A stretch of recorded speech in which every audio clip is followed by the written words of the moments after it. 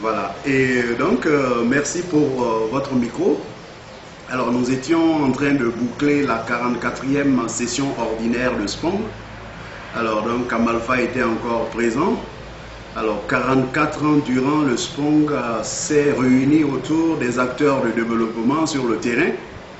Et donc la spécificité de cette 44e session pour Kamalfa a été quand même de tirer notre position.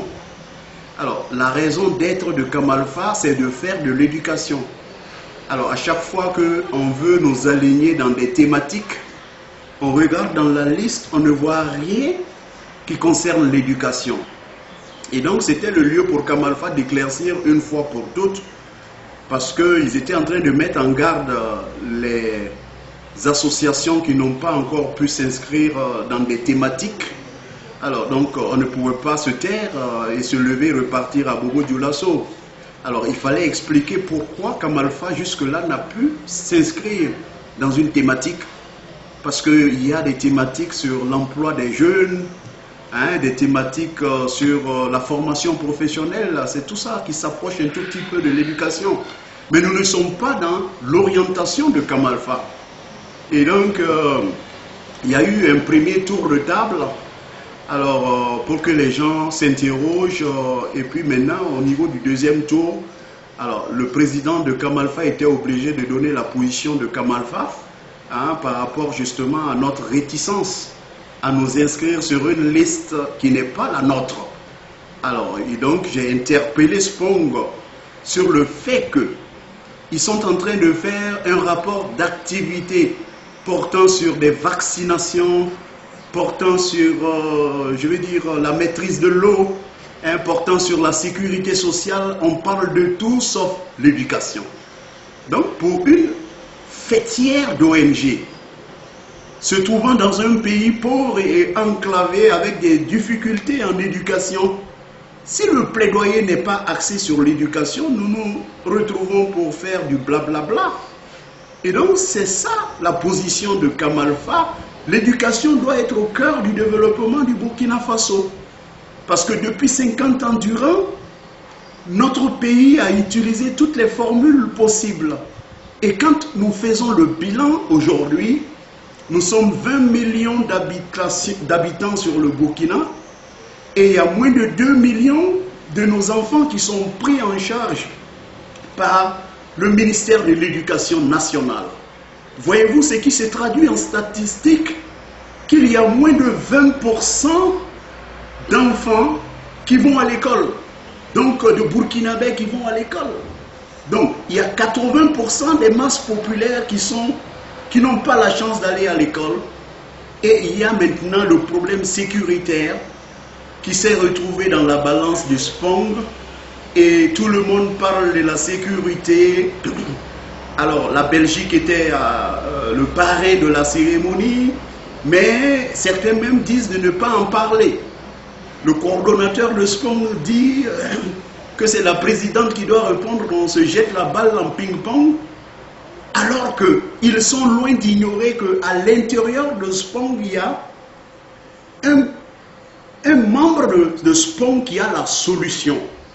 Voyez-vous, quand l'insécurité par le djihadisme attaque un pays, l'indice le plus dangereux, c'est l'indice qui va empêcher les enfants d'aller à l'école dans le Grand Nord. Il y a 30 000 de nos enfants qui ne peuvent pas aller à l'école du fait de l'insécurité. Kamalfa a montré à travers le projet CEDEAO que nous pouvons développer des contenus d'apprentissage pour des apprenants qui sont chez eux à la maison ou qui sont derrière le bétail. Pendant qu'ils suivent le bétail en brousse, ils arrivent en même temps à s'éduquer à travers les smartphones mobiles que nous avons mis à contribution pour les transfrontaliers bergers nomades. Donc il y a déjà une solution opérationnelle. Nous sommes membres de SPONG. Au lieu de voir dans l'insécurité une fatalité, il faut plutôt faire confiance à des membres qui ont de la technicité comme Kamalfa pour mettre à profit cette technicité pour le développement de tout un continent. Donc c'est ce que le président de Kamalfa a bien voulu rappeler aux membres de SPONG avant la clôture de la 44e session. Et ce qui est extraordinaire, après avoir présenté ces doléances de façon pathétique, séance tenante, la présidente Madame Compaoré a dit effectivement, il nous faut avoir une fêtière en éducation, je veux dire une thématique sur l'éducation qui va être coiffée par Kamalfa. Kamalfa mérite de coiffer justement cette thématique parce que nous sommes les seuls à faire de l'éducation autrement. Nous avons toujours fonctionné depuis 50 ans de la même manière, en synchrone. Un enseignant arrêté devant des élèves en synchrone, avec la craie sur un tableau noir. Généralement, l'enseignant a 120 à 100 enfants devant. Comment peut-il transférer du savoir?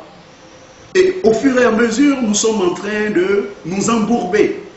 Donc, nous avons une solution originale qui permet à l'apprenant de progresser à son rythme, de permettre enfin au pays d'être aligné dans toutes les grandes orientations qu'il a souscrit lui-même volontairement. Je vais citer d'abord la constitution du pays. La constitution stipule que l'éducation est un droit social. Nous en venons aux ODD. Le SPONG a adhéré aux ODD. Et les objectifs de développement durable pour l'éducation, nous sommes loin de pouvoir les atteindre si nous ne nous entourons pas de méthodes. Il y a aussi la loi d'orientation de l'éducation nationale du Burkina qui stipule que face à toutes ces difficultés, le pays n'a d'autre moyen, d'autre choix que de faire la promotion de l'éducation nationale en se fondant sur les ordinateurs. Donc vous voyez, Kamalfa est en phase avec toutes les stratégies nationales. Donc on a adhéré dans l'école pour tous. On veut que tous les Burkinabés, sans exception, arrivent à avoir l'éducation. Ce n'est pas avec la méthode classique qu'on pourra le faire. Je veux dire que SPONG n'aura sa raison d'être qu'en renforçant le plaidoyer pour l'éducation. Si nous ne renforçons pas le plaidoyer pour l'éducation, nous n'avons pas de raison à venir dans une 45e assemblée ordinaire. Ça ne sert à rien d'être là en train de se flatter et d'ignorer les vrais problèmes du pays. Et donc, en tant que représentant Kamalfa, je suis fier de dire toujours ce que nous pensons. Donc dans la salle, il y avait des gens qui étaient tout coincés, qui ne sont pas dans leur thématique, qui sont obligés de s'inscrire dans la formation professionnelle ou dans l'emploi des jeunes. Mais nous ne pouvons pas faire cela. Et donc dès que nous avons pu avoir, n'est-ce pas, cette décision, il y avait une flambée d'ONG qui était alignée derrière Kamalfa pour dire nous sommes avec vous parce que notre job est dans l'éducation et pas ailleurs. Et donc ce message est très clair. Donc nous ressortons très satisfaits donc, de pouvoir faire une nouvelle thématique qui va être coiffée par Kamalfa, qui est le leader africain de l'éducation. Je ne le dis pas sans mesurer les mots. Parce que, voyez-vous, au plan mondial, quand le numérique s'est renforcé, s'est consolidé, essayons de regarder un peu ce qui s'est passé avec Microsoft en 1980. Ce géant américain qui a inventé le tout premier système d'exploitation, il a été aidé par tout un État. Et aujourd'hui, la position dominante de Microsoft est due quelque part au fait qu'il y a des gens qui ont pris possession de l'invention de Microsoft. Nous sommes en Afrique, dans un pays pauvre et enclavé. Ce n'est pas les Européens qui vont venir valoriser ce que Kamalfa a fait. La découverte de Kamalfa doit être prise en main par le SPONG, par les Africains. Et tant qu'il n'y a pas cette prise en main de cette invention, elle va rester comme ça sans profiter à l'Afrique, alors que le challenge de l'Afrique, c'est ça.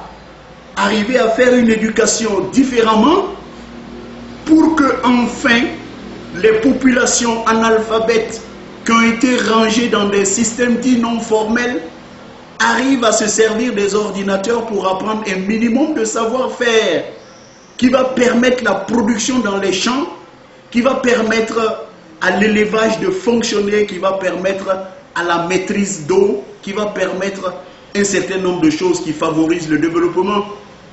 On ne se développe pas avec zéro capacité en écriture et en lecture. Dans tous les secteurs, que ce soit l'environnement, la santé, l'agriculture, dans tous les secteurs vitaux de l'économie, il y a l'instruction, il y a l'éducation à la base. Et nous ne sommes pas prêts de pouvoir gagner ce défi parce qu'à chaque année, on essaye de se justifier en disant nous avons investi dans l'éducation, mais nos efforts ont été annulés par la croissance démographique. Tout se passe comme si nous investissons et il y a de nouvelles natalités qui viennent annuler les efforts d'investissement. C'est le seul argument qu'ils ont pour expliquer leur échec. Alors donc, Kam Alpha a une vision claire du développement de l'Afrique et Kam Alpha continuera de se battre, de faire entendre sa voix. Alors donc, nous sommes déjà contents que le SPONG est en train d'adhérer, le SPONG est en train de comprendre nos orientations. Avec le SPONG, nous irons à l'Assemblée nationale pour poser le cas Kam Alpha. Avec le SPONG, nous avons eu des rencontres préliminaires. Nous aurons d'autres types de rencontres pour pouvoir, n'est-ce pas, aller dans le plaidoyer général, tout azimut, au profit de l'éducation. Nous sommes confiants de ce que nous faisons, donc nous irons jusqu'au bout pour que, enfin, les choses changent en Afrique. Merci de votre micro.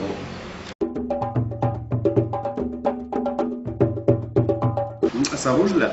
Alors, ce qui nous rend si confiants en parlant, souvent avec de la passion, parce que Kam Alpha ne parle pas, Kam Alpha a fait des études de terrain, Kam Alpha a appréhendé la situation réelle de l'éducation en Afrique.